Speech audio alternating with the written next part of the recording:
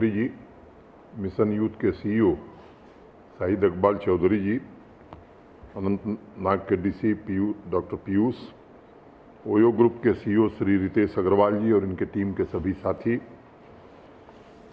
Virtual माध्यम से जुड़े हुए होम स्टे ओनर्स तथा साथियों,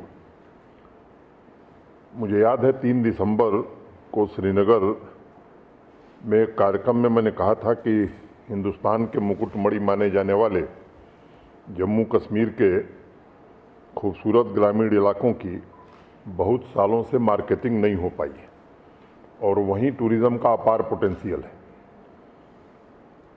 ये सच है कि 2.5 सालों में जिस तरह जम्मू कश्मीर का टूरिज़्म पूरे देश में अग्रणी बनकर उभरा है, उसका लाभ खूबसूरत ग्रामीण इलाकों को भी मिले, इसकी अत्यधिक आवश्यकता महसूस की जा रही थी। और मुझे प्रसन्नता है कि ओयो होटल्स एंड होम्स के साथ पार्टनरशिप करके आज जम्मू कश्मीर में रूरल टूरिज़्म का एक नया अध्याय प्रारंभ हो रहा है।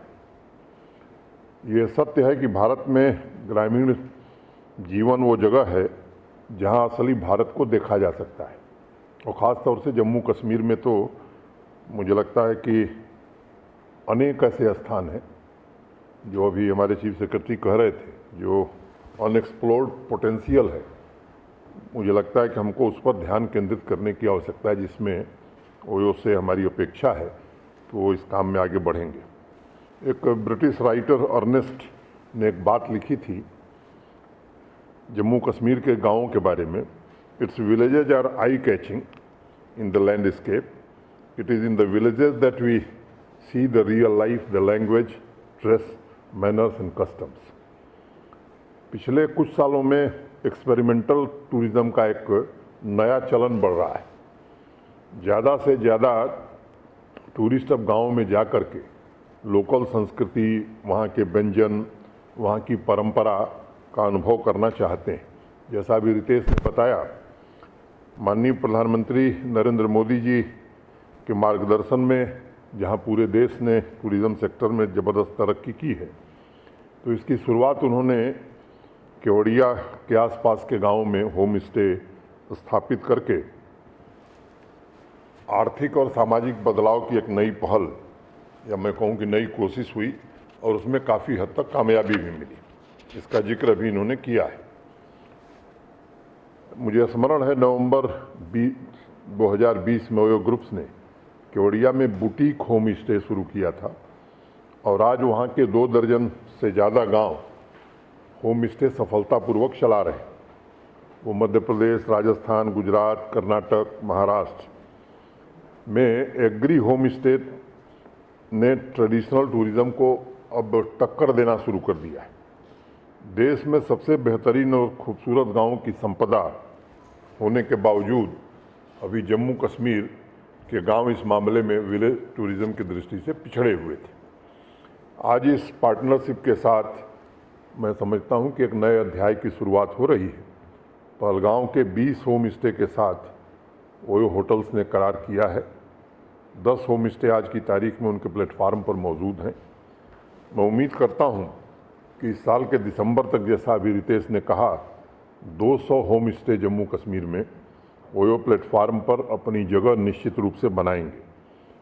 केवल देशी नहीं बल्कि विदेशी पर्यटकों को भी जम्मू कश्मीर की ग्रामीण संस्कृति एवं परंपरा को जानने समझने, और केवल जानने समझने नहीं बल्कि उसको जीने का अवसर प्राप्त हो सकेगा। जम्मू कश्मीर के मिशन यूथ डिपार्टमेंट ने टूरिस्ट विलेज नेटवर्क खड़ा करने का एक लक्ष्य रखा है, जिसका जिक्र अभी डॉक्टर मेहता कर रहे थे, और ऐसे 75 गांव चयनित किए हैं। यूनिक लैंडस्केप, सांस्कृतिक विविधता, हेरिटेज वैल्यू के लिए इन 75 गांवों की अलग अलग पहचान है।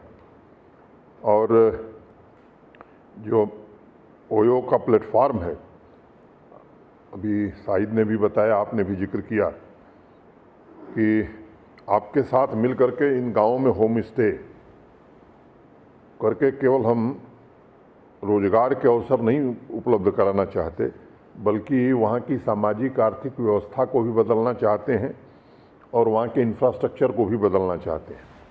पिछले वर्ष दिसंबर में ओयो होटल्स के ट्रेवलोपीडिया की रिपोर्ट मैंने खुद पढ़ी थी, जिसमें इन लोगों ने लिखा था और जिक्र किया था कि करीब 53% ऑफ बीट डेस्टिनेशन पर ही टूरिस्ट जाना पसंद करते हैं और फ्लाइट की बजाय रोड ट्रिप को वो तरजीह देते हैं।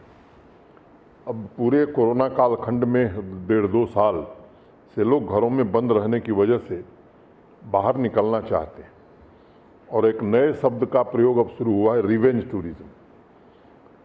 मतलब अब मैं कहूँ कि उकता करके या ऊब करके ऐसे जगहों पर लोग जाना चाहते हैं जहाँ प्राकृतिक सुंदरता है, शांति है, लोगों को सुकून मिल सके। मुझे लगता है कि इस मानदंड पर अगर देखा जाए तो जम्मू कश्मीर इतने स्थान देश के किसी हिस्से में नहीं मिल सकते और मुझे उम्मीद है कि जम्मू कश्मीर के गाँव में उन्हें संस्कृति और एडवेंचर टूरिज्म दोनों के स्वरूप का आनंद देखने को मिलेगा। एक बात मैं ज़रूर कहना चाहूँगा कि मिशन यूथ ने टूरिस्ट विलेज नेटवर्क की जो योजना बनाई है उसमें युवाओं को बड़े स्तर पर जोड़ने के प्रयास हम कर रहे हैं। योजनाबद्ध तरीके से मिशन यूथ के साथ रजिस्टर्ड युवाओं और सेल्फ हेल्प ग्रुप को मौका मिले ताकि वो गाँव की तस्वीर संवार सकें और उस बदलाव के स्वयं साक्षी बन सकें। इस स्कीम में जो हमारे समूह है उनको 10 लाख रुपए की सहायता हम दे रहे हैं और इंसेंटिव भी है। आज इस कार्यक्रम में मैं ये कहना चाहता हूं कि जो भी नौजवान होम स्टे के कार्यक्रम से जुड़ेगा उसे 50,000 इंसेंटिव की घोषणा मैं आज ही करता हूं और ज़रूरत हुई तो इसे आगे बढ़ाएंगे भी। और मेरा यकीन है कि रूरल इकोनॉमी के विकास के लिए, जॉब्स के लिए, कम्युनिटी को मजबूत बनाने में और यूथ और महिलाओं को एम्पावर करने में ये जो अवसर है वो गाँवों को आत्मनिर्भर बनाने का एक बड़ा साधन हो सकता है। एग्री होम स्टे के द्वारा हम प्रत्यक्ष और अप्रत्यक्ष नौकरी के अवसर नहीं प्रदान कर रहे हैं केवल, बल्कि सस्टेनेबल टूरिज्म, इको टूरिज्म को बढ़ावा देकर उस जगह के क्राफ्ट और हेरिटेज को भी नया जीवन, स्वदेशी ज्ञान माने इंडिजिनस नॉलेज सिस्टम को पुनर्जीवित कर रहे हैं, जिससे ग्रामीणों के जीवन और पूरी व्यवस्था में बड़ा बदलाव आएगा। एक गांव है महाराष्ट्र में परुले, आप में से कुछ लोगों ने पढ़ा होगा। वहाँ एग्री फार्म स्टे की बदौलत युवाओं और किसानों के सामाजिक आर्थिक स्तर में बड़ा बदलाव आया है। कर्नाटक में गांव है गोकर्णा, राजस्थान का खिमसर। ये ऐसे गांव आज देश में नहीं बल्कि दुनिया में लोग इन गांवों को जानने लगे हैं। अब परुले की तुलना जब मैं उधमपुर के पचैरी गांव से करता हूं तो मुझे लगता है कि पचैरी हर तरह से उससे बेहतर है। पहलगांव, कोकरनाग, डोडा जिले में अनेक ऐसे गांव हैं जो मैं समझता हूं कि जिन गांवों का जिक्र आज पूरे देश दुनिया में हो रहा है उनसे बहुत खूबसूरत है। गुरेज वैली में तो जैसा अभी मेहता जी बता रहे थे, मैंने यूरोप में भी ऐसे खूबसूरत लोकेशन आपको नहीं मिलेंगे। गुरेज वैली के अलावा ऐसी अनेक जगहें यहाँ खोजी जा सकती हैं।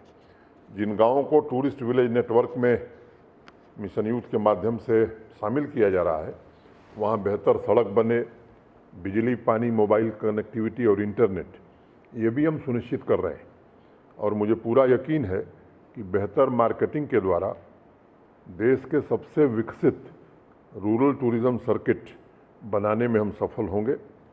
प्रधानमंत्री जी के मार्गदर्शन में जम्मू कश्मीर आज टूरिस्ट इन्फ्लक्स के मामले में पूरे देश में शीर्ष पर है।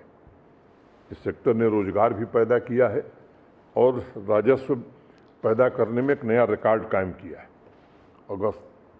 अगस्त से नवंबर 2021 के बीच पूरे जम्मू कश्मीर में 52 लाख लोग बाहर से आए हैं और ये संख्या दिनों दिन बढ़ती जा रही है। ये सही है कि कोरोना के 2 साल के कालखंड की वजह से टूरिज्म सेक्टर बहुत प्रभावित हुआ है, लेकिन हमारे लिए संतोष की बात यह है कि यहाँ की स्थिति बाकी देश के हिस्से से काफ़ी बेहतर है। हम सब ने ये कोशिश की है कि प्रोटोकॉल का पालन भी लोग करें। कोरोना को नियंत्रण रखने में भी हमारे साथियों ने काफ़ी मेहनत की है और इसलिए मैं समझता हूं कि ये संख्या में इजाफा हुआ है। मैं ये भी अपेक्षा रखूंगा कि ओयो जो है, डिजिटल प्लेटफार्म पर आपका प्रचार प्रसार बहुत है, लेकिन मुझे लगता है कुछ समय के लिए जम्मू कश्मीर के लोग भी जान सकें और देश भी जान सके, इसके लिए चाहे वो प्रिंट मीडिया हो या इलेक्ट्रॉनिक मीडिया, इसमें भी थोड़ा प्रचार प्रसार करने की ज़रूरत है। और एक मेरी अपेक्षा होगी कि जम्मू कश्मीर के लिए एक स्पेशल ब्रांड बनाने की ज़रूरत है। उसमें आपकी मदद में हमारे चाहे वो रंजन ठाकुर जी हों या हमारे शाहिद हों, पीयूष हों, और भी हमारे जो लोग हैं, ये आपकी मदद करेंगे। लेकिन मेरी अपेक्षा आपसे है कि हम चाहते हैं कि specific brand Jammu Kashmir home stay का हम बनावें, ताकि देश और दुनिया में इसकी अपनी एक पहचान बन सके। और मैं मानता हूं कि प्रधानमंत्री जी का जो आत्मनिर्भर भारत अभियान है, उस दिशा में भी जो आप बात कर रहे थे कि वोकल फॉर लोकल, ये जो हम सबका प्रयास है वो उसमें भी मदद करेगा। प्रोफाइलिंग और मार्केटिंग हमारी कमज़ोर थी, लेकिन मुझे लगता है कि हमारे जो सहयोगी हैं प्रशासन में, वो इस दिशा में काफ़ी सक्रियता से काम कर रहे हैं। आज एक सुबह न्यूजीलैंड के साथ सीप हस्बेंड्री में हम लोगों ने MOU साइन किया है। अब 40% मीट हम बाहर से मंगाते हैं। एक लक्ष्य हमने रखा है कि 3 साल में हम आत्मनिर्भर हो जाएंगे। ट्रांसपोर्ट ऑफ टेक्नोलॉजी, मेंटरिंग, ये सारे काम उनके साथ हम करने जा रहे हैं। मुझे लगता है कि इस तरह की पहलों से जम्मू कश्मीर आर्थिक रूप से भी संपन्न होगा, लोगों को रोजगार के अवसर भी मिलेंगे। और पंचायती राज संस्थाओं के प्रति भी मैं आभार व्यक्त करना चाहता हूं, DDC चेयरमैन साहब ने और उनके साथियों ने जिस तरह से इस काम में रुचि ली है। मैं समझता हूं कि ये एक अच्छी शुरुआत है। और सभी चुने हुए जनप्रतिनिधियों से मेरा निवेदन है कि सभी स्टेक होल्डर के साथ मिलकर के इस काम को हम लोग जितना आगे बढ़ाएंगे, निश्चित रूप से जम्मू कश्मीर को बदलने में हमें काफ़ी मदद मिलेगी। आप सब देख रहे हैं कि देश नहीं, दुनिया भर के इन्वेस्टर्स आज जम्मू कश्मीर में रुचि ले रहे हैं। पहले जब हम लोगों ने न्यू इंडस्ट्रियल स्कीम आई थी, तो अनुमान था कि 25,000-30,000 करोड़ का इन्वेस्टमेंट आएगा, लेकिन वो अनुमान मुझे लगता है कि हर महीने बदलता जा रहा है। बीच में मैं कहता था कि 50,000 करोड़ क्रॉस करेंगे। आज मैं बहुत आश्वस्त हूं कि 70,000 करोड़ से ज़्यादा इन्वेस्टमेंट आने में अब हमें कोई संदेह नहीं लगता है। मैं पुनः रितेश जी और उनकी टीम को धन्यवाद देता हूं, तथा अपने जिला के जो हमारे संबंधित अधिकारी हैं उनसे भी आग्रह करता हूं, शायद इसको कोऑर्डिनेट करेंगे कि सुविधाओं का मुकम्मल इंतज़ाम, होम स्टे ओनर्स की हैंड होल्डिंग सुनिश्चित करने में सब लोग मदद करें। मैं फिर से आप सबको धन्यवाद देता हूं। नमस्कार, जय हिंद।